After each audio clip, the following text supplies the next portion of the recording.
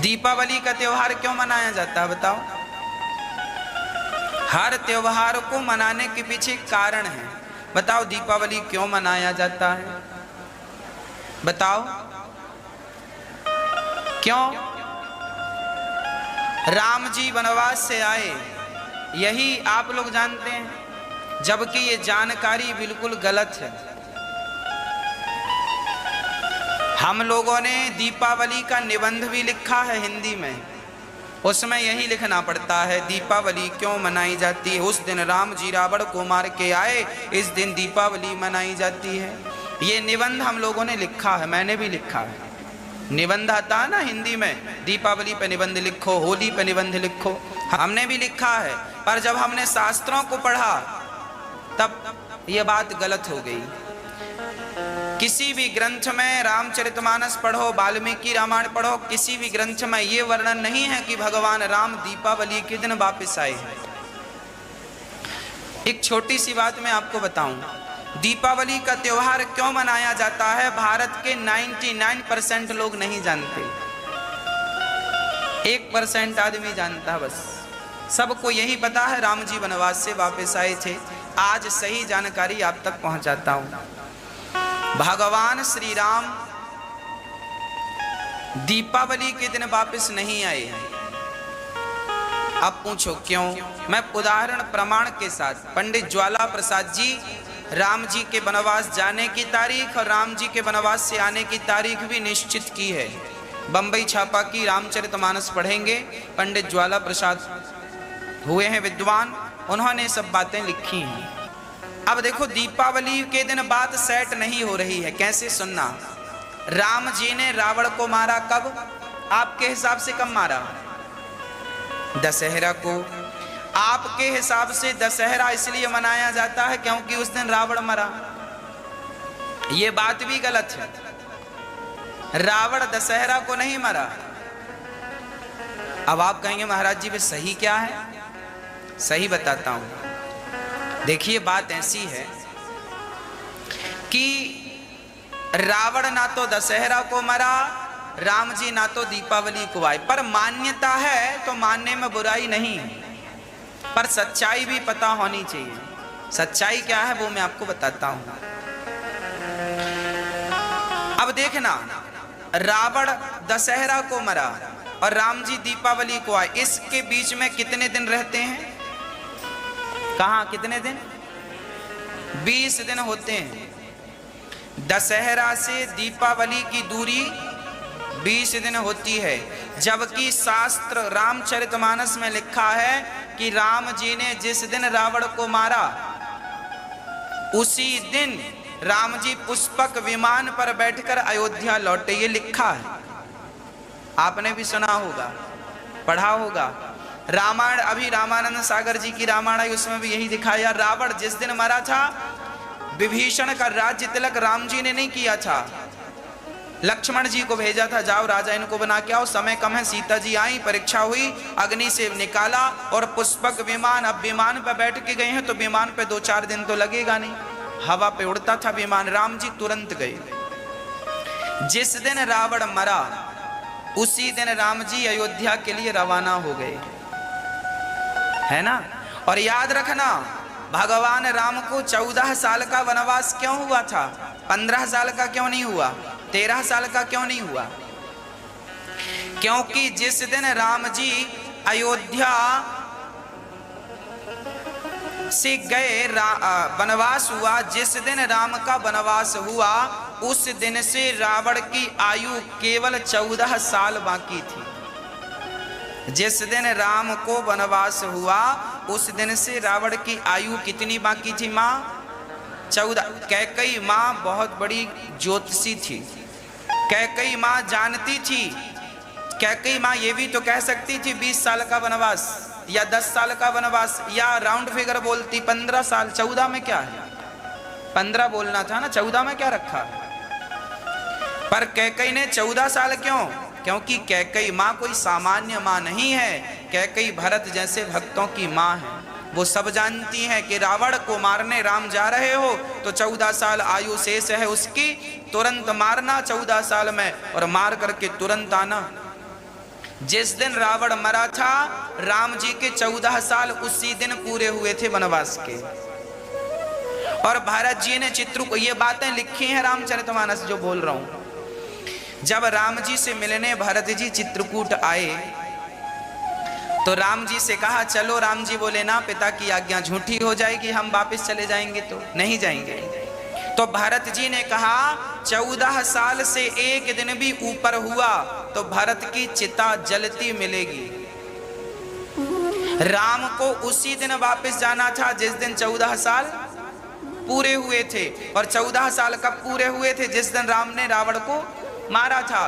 तो राम की मजबूरी थी कि रावण, इसलिए राम जी ने जल्दी की, रावण को मारा और तुरंत विमान पर बैठे। भाई आए थे पैदल तो गए पैदल क्यों नहीं? क्योंकि समय कम था, इसलिए विमान का सहारा, तुरंत टिकट कटवाई और विमान पर बैठे, पुष्पक विमान पर, और राम जी गए। तो जिस दिन रावण मरा, राम जी उसी दिन अयोध्या गए। इस हिसाब से दशहरा और दीपावली की दूरी के जो 20 दिन है वो तो फिर किसी भी हाल में सही खरे नहीं उतरते, है ना। ये बात शास्त्रों की मैं प्रमाणित बात बोल रहा हूं। हाँ, पर आप लोग मनाते हैं दशहरा को, रावण मरा, ठीक बात है, कोई बात नहीं, बुरा नहीं है। अब फिर सही क्या है? दीपावली क्यों मनाई जाती है? दीपावली इसलिए बिल्कुल नहीं मनाई जाती कि उस दिन राम जी आए रावण को मार करना। दीपावली इसलिए मनाई जाती है क्योंकि इस दिन समुद्र मंथन हुआ और समुद्र मंथन से इसी दीपावली के दिन माता लक्ष्मी समुद्र मंथन से प्रकट हुई और लक्ष्मी का नारायण से विवाह इसी दिन हुआ था। इसलिए लक्ष्मी की पूजा होती है। इसलिए दीपावली में राम की पूजा नहीं होती। यदि राम आए थे तो राम की पूजा होनी थी। कॉमन सेंस भी तो है ना भाई। राम जी आए हैं वनवास से, यदि दीपावली के दिन आए हैं तो फिर राम जी की पूजा होनी थी दीपावली को, पर नहीं होती। किसकी होती है? लक्ष्मी और गणेश की। अच्छा, विवाह हुआ था लक्ष्मी और नारायण के साथ, तो फिर गणेश जी कहां से आ गए? गणेश जी की पूजा क्यों होती है? भाई गणेश जी की तो गणेश चतुर्थी को अलग से हो ही जाती है। फिर लक्ष्मी के संग गणेश जी को बिठाने का क्या हिसाब किताब है भाई? कारण है, ये बहुत गूढ़ कारण है, बहुत गूढ़ रहस्य है। इनको सब लोग नहीं जानते, ना जानने का प्रयास करते। भक्तों, बात ऐसी है मेरी माँ, दक्षिण भारत में आज भी दीपावली के दिन लक्ष्मी और नारायण की ही पूजा होती है। कहाँ? दक्षिण भारत।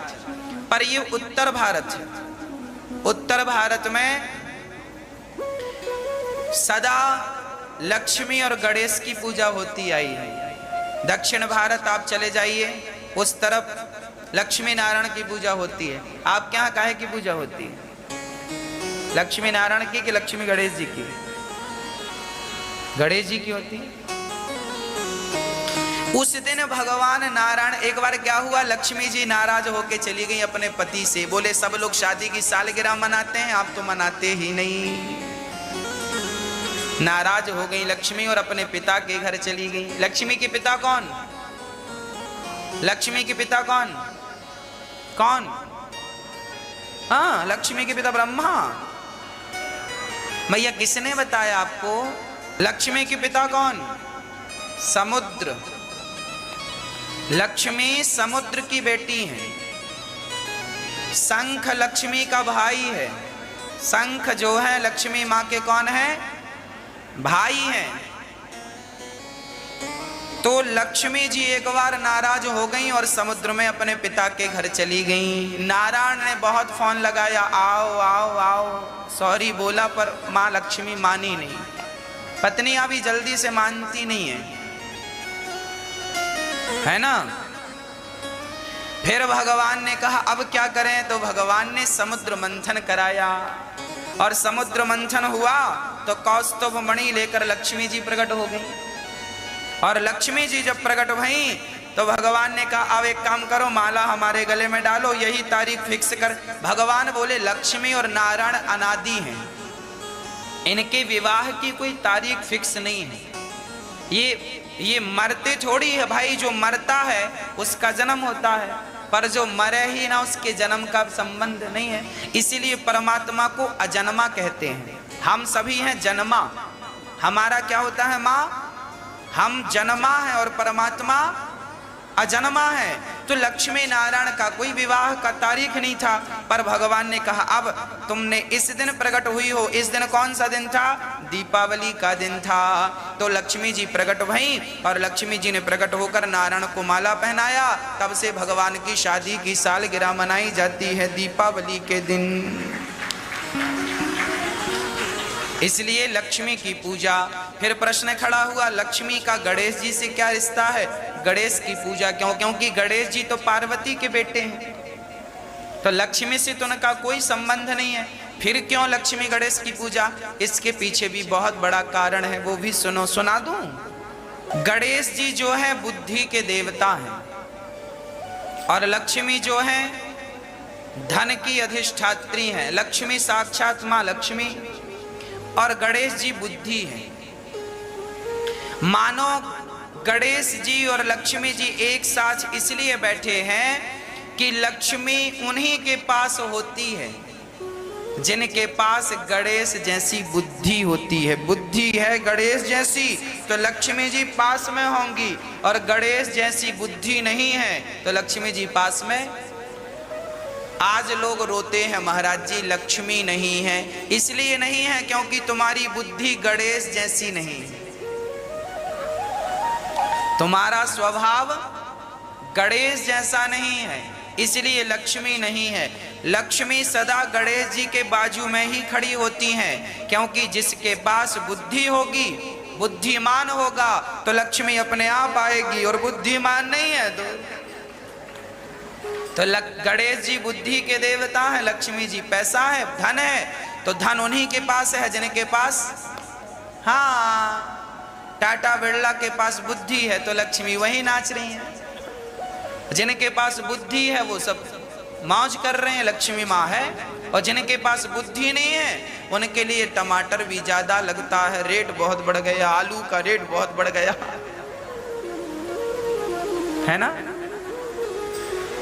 क्योंकि बुद्धि गणेश जैसी नहीं है।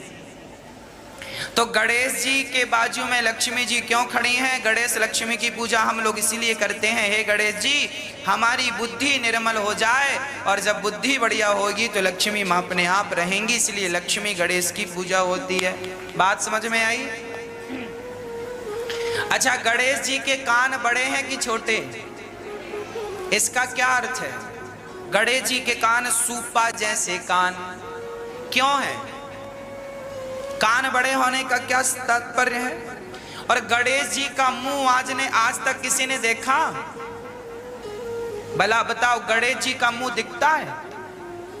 गणेश जी का मुंह हमेशा सूंड से ढका रहता है, हाँ या ना?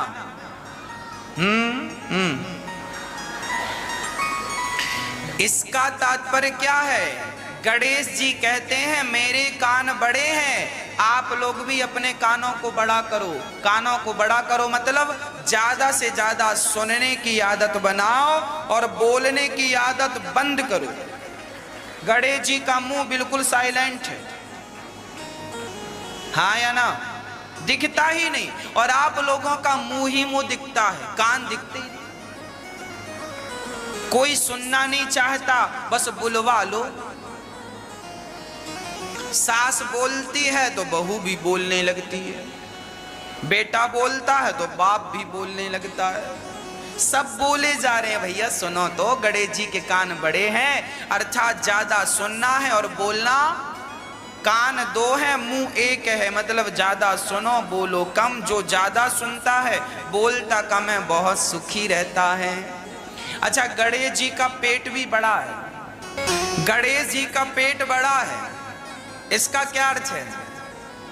इसका अर्थ ये है कि गणेश जी कहते हैं मेरा पेट बड़ा है, इसका आप लोग भी थोड़ा थोड़ा अपना पेट बड़ा करो। मतलब चर्बी नहीं बढ़ाने का बोल रहा हूं, पेट बड़ा करने का अर्थ ये है कि समाज की कुछ बातों को पचाना सीखो, पचाओ, अपने पेट में रखा करो, बात बात उगलना दिया करो। सास ने बात कही, पड़ोसन को उगल आई। पति पत्नी का झगड़ा हुआ, पड़ोसन से चुगल दिया।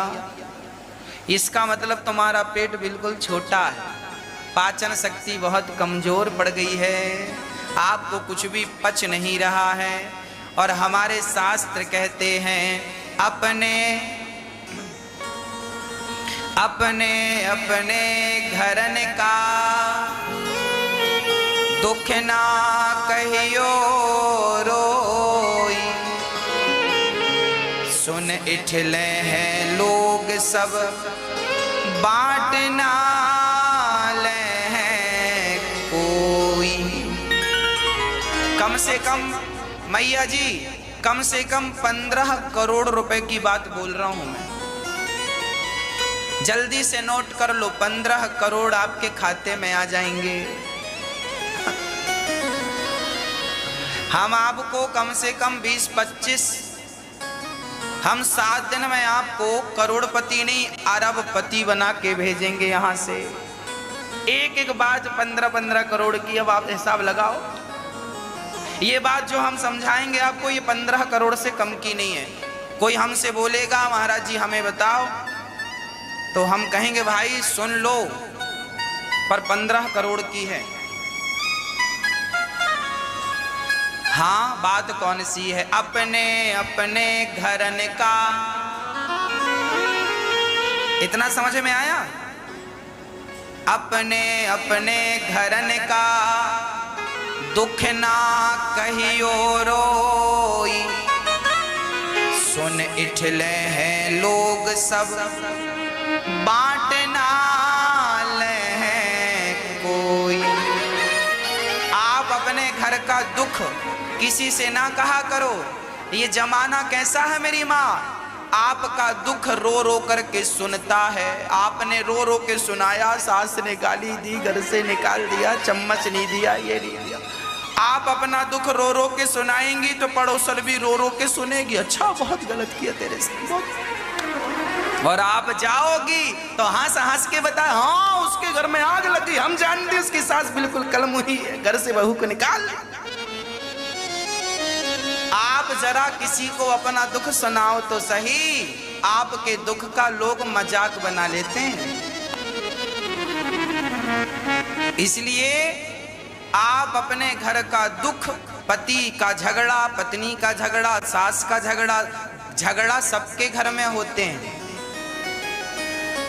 थोड़ा सा पचाओ, पड़ोसन को ना कहो। कल आप सास बहू एक हो जाओगी, पर पड़ोसन तो पूरे गांव में, पूरे शहर में बोल देगी, लो इनके घर में ऐसा चल रहा है। इसलिए मेरी माँ, गणेश जी का पेट बड़ा है, थोड़ा सा अपना भी पेट बड़ा कर लो, पचाने वाला। किसी से ना कहा करो, दुखों को सहन करो। किसी से छोटा छोटा दुख रोने की जरूरत, लोग हंस हंस के बताएंगे जाने पर सही है या गलत है। 15 करोड़ की है।